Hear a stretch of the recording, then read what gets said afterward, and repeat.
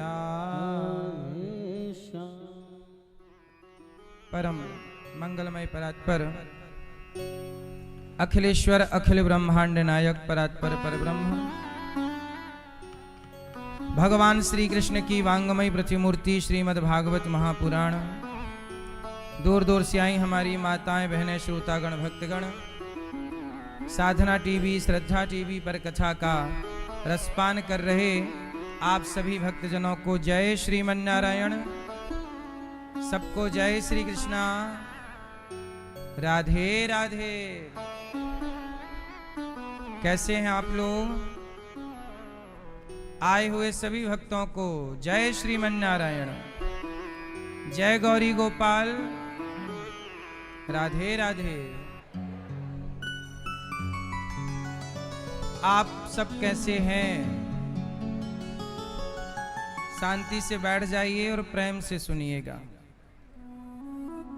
आप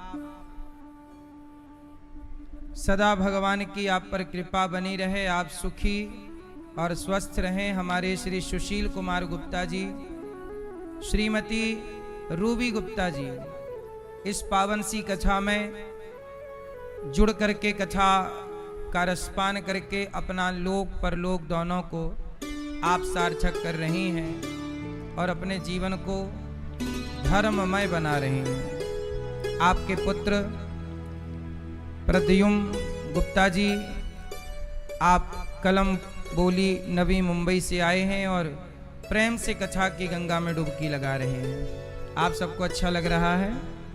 आपके द्वारा देखिए आपके परिवार के लोग, शायद ये लोग कभी वृंदावन आते या ना आते, लेकिन आपके द्वारा 7 दिन के लिए इन सबको धाम का वास मिला और भगवान की कथा मिली। आपने इन्हें तीर्थ यात्रा करा दी। सबसे बड़ा दान क्या है? सबसे बड़ा दान है भक्ति का दान। भक्ति का दान क्या होता है? आपके द्वारा किसी के हृदय में भक्ति का दीपक जल जाए। तो आपने यहाँ सबको लाकर सबके भक्ति को मजबूत ही तो किया है, भक्ति का दिया ही तो जलाया है। आज मुझे एक भैया बता रहे थे कि मैंने कथा सुनने से शराब छोड़ दी, मेरे जीवन में बड़ा बदलाव हुआ। तो ये बदलाव कैसे आया? कथा से। गलत रास्ता किससे छोड़ा? कथा से। नाम जप कैसे स्टार्ट हो गया? कथा से। अब जब वो कथा से शराब छोड़ के सही रास्ते पर आए तो उनकी पत्नी भी प्रसन्न हुई, माँ भी प्रसन्न हुई कि बेटे ने शराब छोड़ दी, बच्चे भी खुश हैं कि घर का माहौल अच्छा हो गया। एक व्यक्ति मतलब भगवान की कथा है, यदि कथा से एक का हृदय भी परिवर्तित होता है तो उस एक की बदलती हुई विचारधारा से पूरे घर में खुशियों का माहौल हो जाता है और सबके होंठों पे मुस्कान आ जाती है एक बदलाव से। कहते हैं ना, दृष्टि बदलती है तो ही सृष्टि बदलती है। और हमारे सुशील कुमार जी ने, रूबी जी ने अपनी दृष्टि बदली और अपने आप को भगवान से जोड़ा। तो आपके द्वारा हजारों नहीं लाखों लोग कथा सुन रहे हैं आपके द्वारा। यही पुण्य है। दृष्टि बदलती है तो सृष्टि बदल जाती है। एक कुम्हार चिलम बना रहा था। मैया चिलम जानती हो? आप जानती हो? क्यों? अच्छा, मैया आप चिलम जानती हो? चिलम मैया आप लोग चिलम जानती हो? लेती हो क्या मैया? लेती हो? चिलम। एक कुम्हार था, उसके चिलम बनाने का काम था। वो चिलम बनाता माटी से, चिलम बेचता। एक साधु ने उस कुम्हार से कहा, यहाँ ए कुम्हार, ये चिलम क्यों बनाता है? घड़ा बनाया कर। घड़ा बनाएगा, महंगा बिकेगा, ज्यादा काम आएगा लोगों के। चिलम क्यों बनाता है? चिलम पीने वाला भी जलता है, चिलम भी जलती है। कुम्हार को बात अच्छी लगी और कुम्हार ने घड़ा बनाना शुरू किया। जब चिलम बनाने वाली माटी से उसने घड़ा बनाया और घड़ा बाजार में बेचा, किसी ने खरीदा और किसी मुसाफिर ने उस घड़े का पानी पिया, तो पानी पीने वाला बोला, वाह कितना शीतल जल है, आनंद आ गया जल पीकर।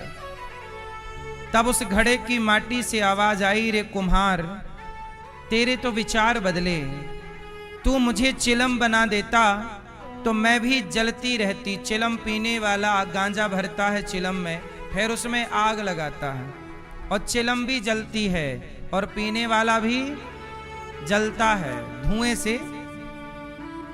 चिलम उस घड़े की माटी ने कहा, कुम्हार, मैं चिलम बनती तो मैं भी जलती, पीने वाला भी जलता, लेकिन कुम्हार तेरे विचार बदले और तूने उस मिट्टी का चिलम ना बनाकर मिट्टी से घड़ा बनाया। अब घड़ा बनकर मैं भी ठंडा हूं और जो इसका जल पीता है वह भी शीतलता ठंडक को प्राप्त होता है। कुम्हार, तेरे विचार बदले थे, मेरी पूरी जिंदगी बदल गई। मेरी जिंदगी में जलना था लेकिन तूने विचार बदले तो घड़ा बना दिया। चिलम बनाना था, बना दिया घड़ा।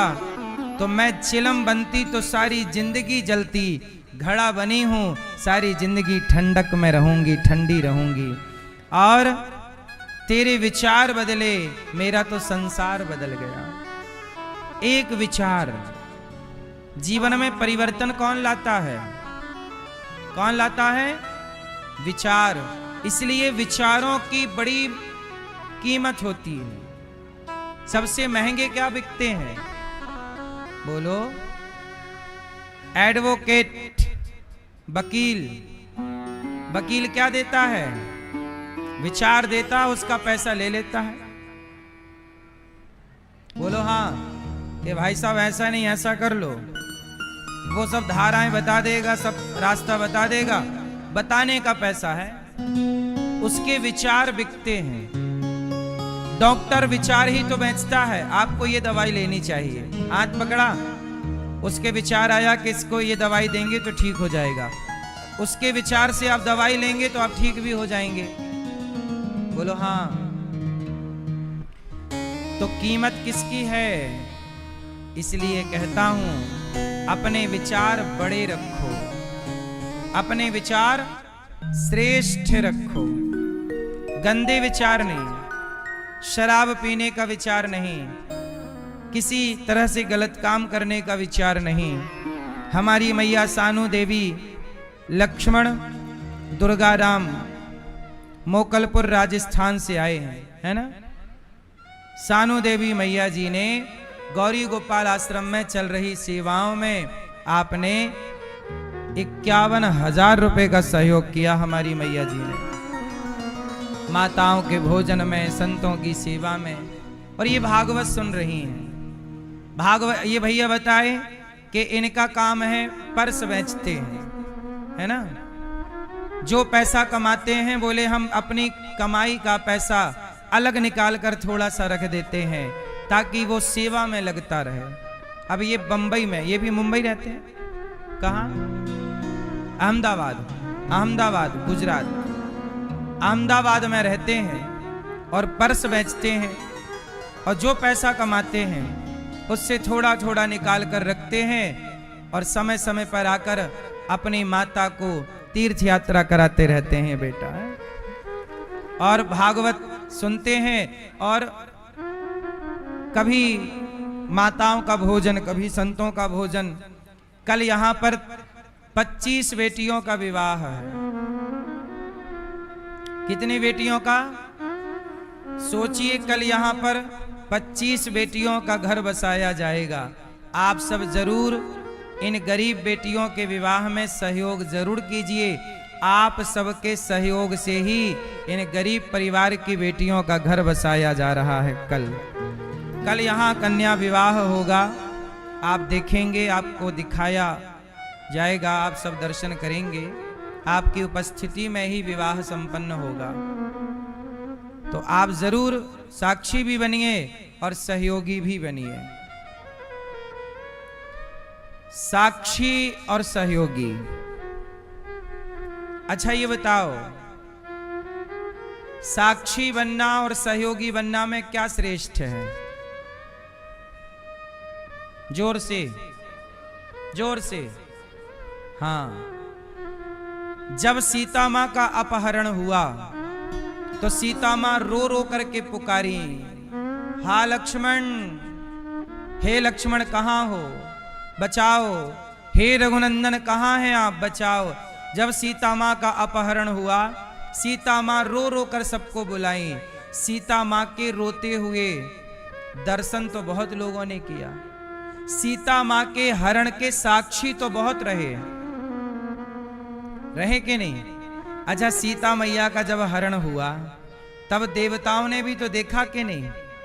तो देवता भी साक्षी रहे। वहां पर तमाम, जब सीता मैया आकाश मार्ग से गईं तो सुग्रीव भी साक्षी रहे, सुग्रीव ने भी देखा, जामवंत जी भी साक्षी रहे, उन्होंने भी देखा, बहुत लोगों ने देखा। लेकिन साक्षी तो सब रहे, पर सहयोगी कितने रहे? जोर से, सिर्फ एक।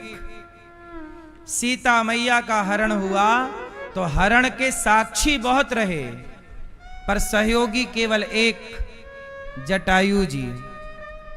इसलिए साक्षी लोगों को कोई नहीं जानता, सहयोगी को युगों युगों तक जाना गया है। इसलिए आप भी गौरी गोपाल आश्रम में जो कल बेटियों का विवाह होगा, आप सहयोगी जरूर बनिएगा इन बेटियों के विवाह में। कल आपने देखा कि एक बूढ़े पिता यहां पर आए, बेटी छोड़कर चली गई। अभी तक यहां माओं की सेवा होती थी गौरी गोपाल में, 314 माएं, अब एक पिता और सम्मिलित हो गए, पिताओं की सेवा भी। अब आप इन सेवाओं के साक्षी तो बनिएगा, पर सहयोगी भी बनिएगा, क्योंकि आप सबके सहयोग के बिना ये कुछ भी संभव नहीं है। इसलिए मैं आपसे केवल ये प्रार्थना करना चाहता हूं कि साक्षी तो ठीक है, पर सहयोगी को युगों युगों तक याद किया जाता है। और वो सहयोगी जटायु पक्षी होकर सहयोगी हो गए। जटायु कौन थे? जटायु कौन थे? पक्षी। सहयोगी हो गए कि नहीं? इसलिए दुख में दुखी हो जाने वाले बहुत हैं, दुख में दुखी हो जाने वाले बहुत हैं, पर दुख में साथ देने वाले कम हैं। आप किसी को रोता हुआ देखेंगे तो आप भी रोने लग जाएंगे, यार वो रो रहा है या रो रही है, बड़ा दुख लग रहा है, वो रो रहा है, हम भी रोने लग गए। दुख में दुखी बहुत होते हैं, पर क्या आपने उसके दुख में साथ दिया? दुख में आप दुखी तो हुए, पर इस दुखी से कुछ होना नहीं है। होना किससे है? साथ से। इसलिए दुखी का साथ दीजिए। साथी चाहिए, साथी। साथ सबका देना चाहिए। जब आप सबका साथ देते हैं तो भगवान भी आपका साथ देते हैं। और जब आप किसी का साथ नहीं देते तब भगवान आपका साथ, आप ही साथी नहीं है तो आपका साथी कौन? अपनों से बढ़कर हमको दिया है प्यार। भगवान की कृपा ना छिपी हुई है। भगवान कृपा करते हैं, पर कैसे? उनकी कृपा को सब समझ नहीं पाते। भगवान की कृपा कैसी है? अच्छा ये बताओ, कई बार माँ अपने बेटे को मारती है, मारती है कि नहीं? जब मारती है तो बच्चा क्या सोचता है? कैसी माँ है बताओ, मार रही है। लेकिन वो बच्चे को मार रही है, फिर भी उसकी मार में भी प्यार है। सही है गलत है? हाँ या ना? ऐसे जब कभी भगवान की मार पड़ा करे तो ये समझा करो कि भगवान हमसे प्रेम कर रहे हैं। कई बार आपका काम बिगड़ जाता है, आप चाहते हैं ये नहीं मिलता, आप कहते हैं हम पर तो भगवान की कृपा ही नहीं है। नहीं साहब, भगवान की कृपा। एक माँ के दो बेटे हैं, एक बेटे को माँ केला देती है, ये केला खा और दूध पी, केला दूध दिया, और दूसरा बेटा केला खाने लग गया तो गाल में एक थप्पड़ जमाया, केला खाता है। एक माँ मतलब माँ एक बेटे को केला खिला रही है और दूसरा खाने लग गया तो मार रही है। क्यों? माँ से कहा कैसी माँ हो तुम, भेदभाव करती हो बच्चों में, एक बेटे को तो केला दिया दूसरे को मार रही हो।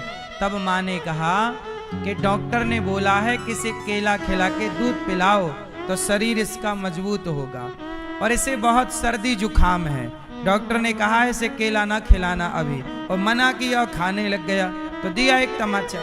तो माँ केला दे रही है उसमें भी प्यार है, और छीन रही है एक बेटे से केला उसमें भी, ले रही है तो भी प्यार, दे रही है तो भी प्यार। ऐसे ही भगवान है, कभी आपसे कुछ ले लें वापस तो भी प्यार, और भगवान कुछ दे दें तो भी प्यार। भगवान की मर्जी में अपनी मर्जी रखनी चाहिए। कई बार जब हमसे भगवान कुछ चीज छीन लेते हैं,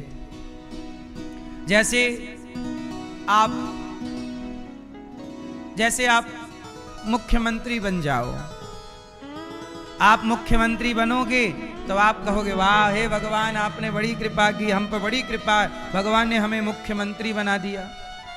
लेकिन जब आप 5-10 साल बाद मुख्यमंत्री पद से उतरोगे, किसी कारणवश हार जाओ या, तब फिर आप कहो अरे भगवान की कृपा नहीं है। देखो अरे भाई, जब ईश्वर ने तुम्हें गद्दी पर बिठाया तो भी कृपा थी, और जब उतारा तो भी कृपा। भक्त कैसा है? गद्दी पर बैठे तो कृपा समझ रहा है, और उतर जाए तो गालियां दे रहा है भगवान को।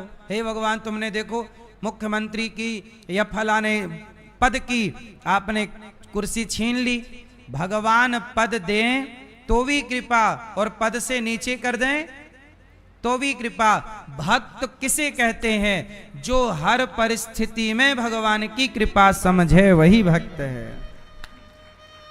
जो सुखी रहे तो भी कृपा माने, और दुखी रहे तो भी।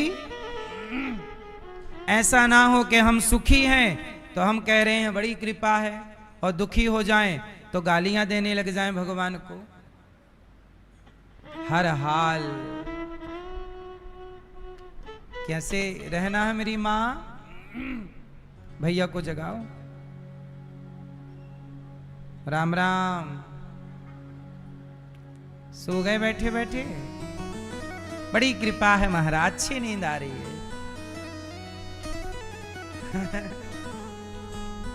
ये भी एक कृपा है। क्यों नींद आए ये भी कृपा, वरना कुछ लोगों को नींद ही नहीं आती। इसलिए कल हम लोगों ने देखा भगवान श्री कृष्ण प्रकट हुए। हम लोग जन्म लेते हैं, हम लोग क्या करते हैं? जोर से, हम सब लोग जन्म लेते हैं और भगवान प्रकट होते हैं। भगवान क्या होते हैं? हाँ भय प्रगट कृपाला दीन दयाला कौशल्या हितकारी हर्षित महतारी मुनि मनहारी अद्भुत रूप विचारी। तो भगवान कैसे होते हैं? भाई प्रगट कृपाला, दीन दयाला, कौशल्या हितकारी, हर्षित महतारी, मुनि मनहारी, अद्भुत रूप विचारी। लोचन अभिरामा, तनु घन श्यामा, निज आयुध भुज चारी। आपको आती है ये आरती, प्रार्थना स्तुति आती है आपको? इसमें क्या है? लोचन अभिरामा, भगवान के लोचन बड़े सुंदर हैं। तनु, तन कैसा है? तनु घन श्यामा, मतलब तन भगवान का श्याम वर्ण, सांवले है ना राम जी। और निज आयुध भुज चारी, चारी मतलब चार हाथ में भगवान के क्या है? चार हाथ भगवान कैसे आए? चतुर्भुज। और चारों भुजाओं में भगवान के क्या है? भगवान राम, भगवान कृष्ण, भगवान नारायण, ये तीनों एक हैं। अच्छा, राम जी कौन है? भगवान विष्णु नारायण। चार भुजा है ना, तो चारों भुजाओं में क्या क्या होता? भगवान राम के या भगवान विष्णु के चारों भुजाओं में क्या क्या होता है, आप बताओ। क्या होता है? चक्र। और दूसरी भुजा में क्या? शंख। तीसरे में हाँ पद्म मतलब कमल। और चौथा गदा। भगवान के चतुर्भुज रूप है। क्या कितने भुजा हैं भगवान के? चार भुजा, आयुध भुज चारी। तो भगवान चार भुजा, शंख चक्र गदा और कमल। भूषण वनमाला, नयन विशाला, शोभा सिंधु। सिंधु मतलब सागर की तरफ बड़े सुंदर दिख रहे हैं भगवान। कह दुई कर जोरी, स्तुति तोरी। माता कौशल्या बोली, हे प्रभु आप प्रकट हो गए, मैं कैसे स्तुति करूं? आपकी स्तुति क्या करूं? के ही विधि करूं अनंता, हे अनंत आप तो अनंत हो, क्या स्तुति करूं? माया गुण ज्ञाना, तीतवमाना, वेद पुराण भनंता। वेद पुराणों में आपके बारे में बड़ा गुणगान है। हे प्रभु क्या स्तुति करूं? आप तो मायातीत हैं, माया से परे, हम तो माया में उलझे व्यक्ति हैं, आपकी क्या स्तुति करें? है ना।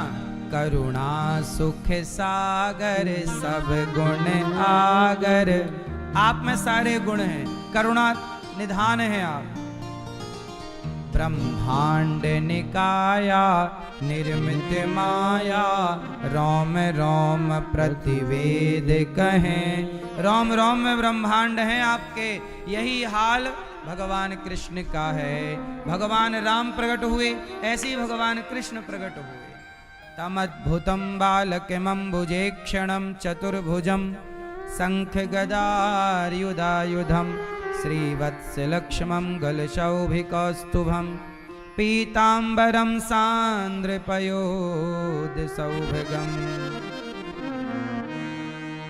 भगवान प्रकट हो गए। किस लिए प्रकट हुए? धरती पर भगवान आए। क्यों आए?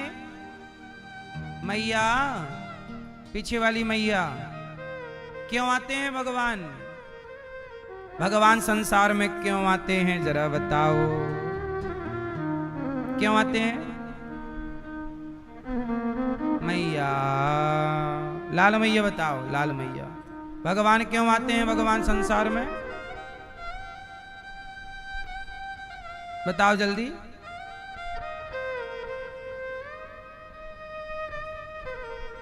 भगवान संसार में क्यों आते हैं? बताओ क्यों आते हैं? क्यों?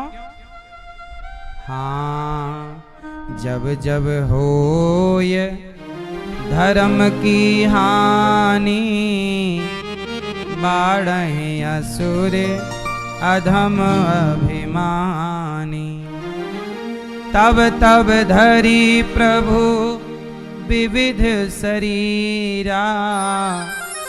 भगवान कब कब आए? जब जब धर्म पर अत्याचार। भगवान कृष्ण आए, राम आए, नरसिंह आए, वामन आए, अनेक अवतार। राम जी आए तो मर्यादा की स्थापना करने आए। किसके लिए आए राम? राम मर्यादा की स्थापना करने के लिए आए। मर्यादा पुरुषोत्तम राम आए, मर्यादा की स्थापना करते हैं, रावण को मारते हैं और कैसा भाई होना चाहिए भाई का परिचय देते हैं। अच्छा मैया, राम कथा से आप लोगों ने क्या क्या सीखा? चलो बताओ, आप बताओ, आप बताओ, आपने भगवान राम से क्या क्या सीखा है? अच्छाई? कौन सी अच्छाई?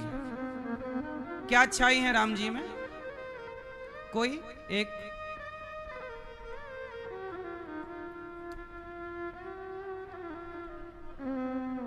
मैया बताओ, राम जी से क्या सीखने जैसा है? एक आध बात आप बताओ, बाकी सब भी बताना। आपने क्या सीखा राम जी से? हैं? मैया थोड़ा सा जोर से, धीरे धीरे बोल, कोई सुन ना ले, सुन ना ले, कोई सुन ना ले। मैया क्या सीखा राम जी से? धर्म।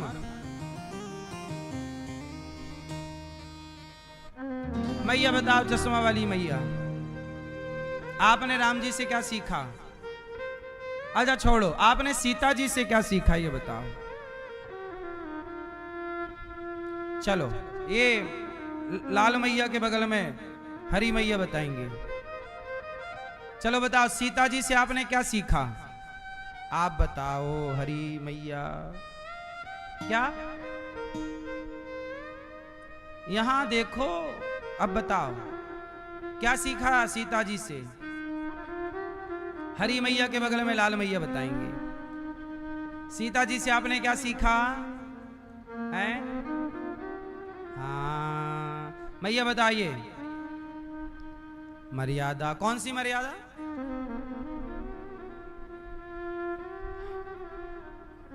सुनो, पहले सीता जी से हमने क्या सीखा ये बता दूं, फिर राम जी से क्या सीखा ये बताऊंगा। पहले हम सीता मैया से क्या सीख सकते हैं वो सीखते हैं। सीता मैया को रावण चुरा कर ले गया। सीखने जैसा क्या है कि रावण ने सोने की लंका का ऑफर दिया सीता जी को कि आज से लंका तुम्हारी, रावण भी तुम्हारा दास, तुम एक बार हमारी ओर देख लो।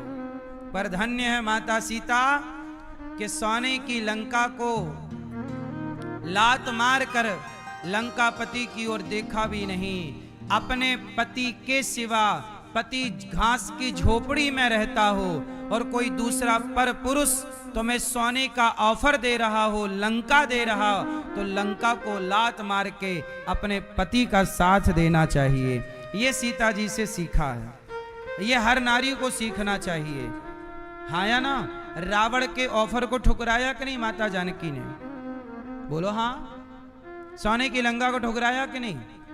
इसलिए कोई भी पराया मर्द आपको कुछ गिफ्ट टिफ्ट दिया करे तो लिया ना करो।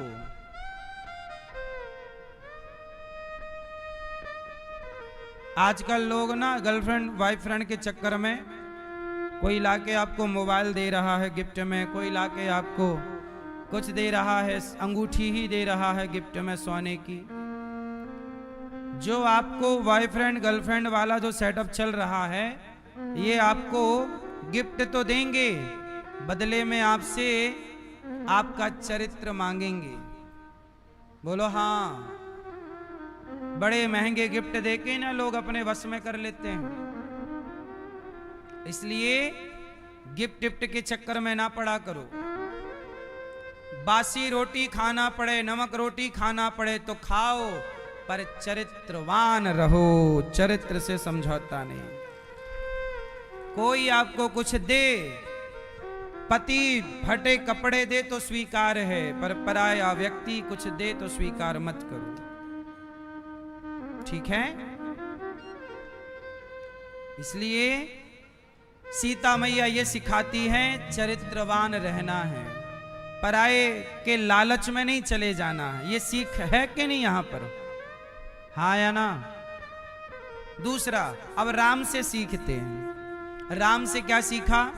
राम से सीखना है राम कितने अच्छे बेटे हैं, बेटा कैसा हो, राम जैसा आज्ञाकारी, राम जैसा। अच्छा ये बताओ, माता पिता की बात माननी चाहिए कि नहीं? जोर से। पर माननी चाहिए तो फिर प्रहलाद ने अपने पिता की बात क्यों नहीं मानी, हिरण्यकश्यपु की? और भरत जी ने अपनी माता की बात क्यों नहीं मानी, कैकेयी की?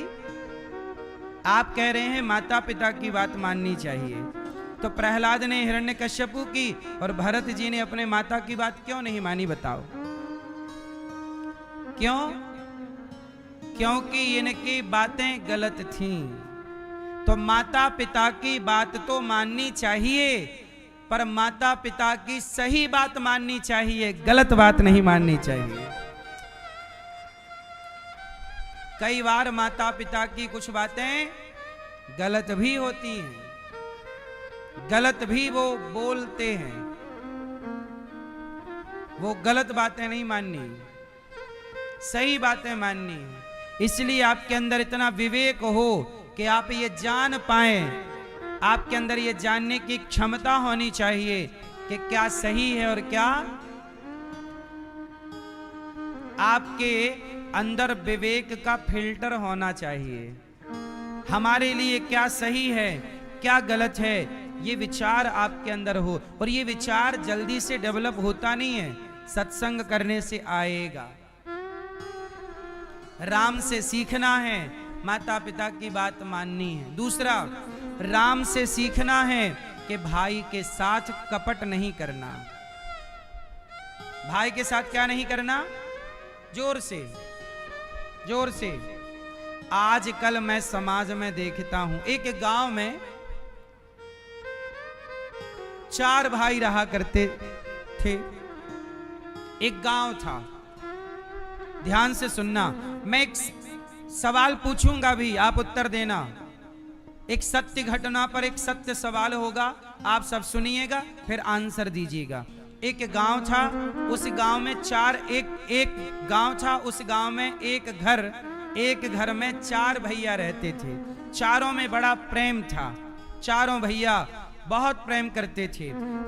अच्छा, जो सबसे बड़ा भाई था, उस बड़े भाई से जो बाकी के 3 भाई थे, वो तीनों भैया बहुत प्यार करते थे बड़े भैया से।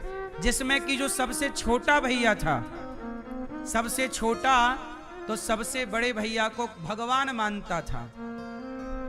बड़े भाई जो कह दे छोटा भाई वही करता। लेकिन एक दिन क्या हुआ कि बड़े भाई के अंदर ना कपट आ गया। बड़ा भैया बोला कि अच्छा, बड़े भैया का हो गया ब्याह और उसके हो गए बच्चे, और 3 भाइयों का विवाह अभी नहीं हुआ। तो बड़े भाई ने दिमाग लगाया कि यदि मेरे तीनों भाई आज मेरी बात मान रहे हैं, कल इनकी पत्नियां आ जाएंगी, फिर पता नहीं ये लोग हमारी बात माने ना माने, तो ऐसा करूं जितनी जमीन जायदाद है सब मैं अपने हिसाब से कर लूं। तो बड़े भाई ने क्या किया, उसकी जमीन जायदाद थी जो भी, उसमें से 90% जमीनें पूरी बेच दी। बड़े भाई ने पूरी जमीन बेचकर और उसी पैसे से दूसरी जगह अपने नाम से जमीनें खरीद ली और बाप दादों वाली जमीन पूरी बेच दी। छोटे भाइयों ने तो चूंकि उसे भगवान मान रखा था कि हमारा बड़ा भैया जो करेगा हमारे हित में करेगा, अब उसने तो गद्दारी कर दी, छोटे भाइयों का हक खा गया। अब जो 10% जमीन बची उसे भाइयों में बंटवारा कर दिया, ये लो ये तुम्हारा, ये तुम्हारा, और बाकी बेच के अपने नाम से खरीद लिया सारी जमीन। अब आपसे सवाल ये है, अब कुछ दिन बाद क्या हुआ, जब सब छोटे का भी विवाह हुआ, जब छोटे भाई को थोड़ी समझ आई, जब बड़े भाई ने बेचा जमीन तब छोटे भाई को ज्यादा समझ, लेकिन जब छोटा भाई समझदार हुआ तब उसे लगा कि वाह, जिसे भगवान माना जिस भाई को, उसी भाई ने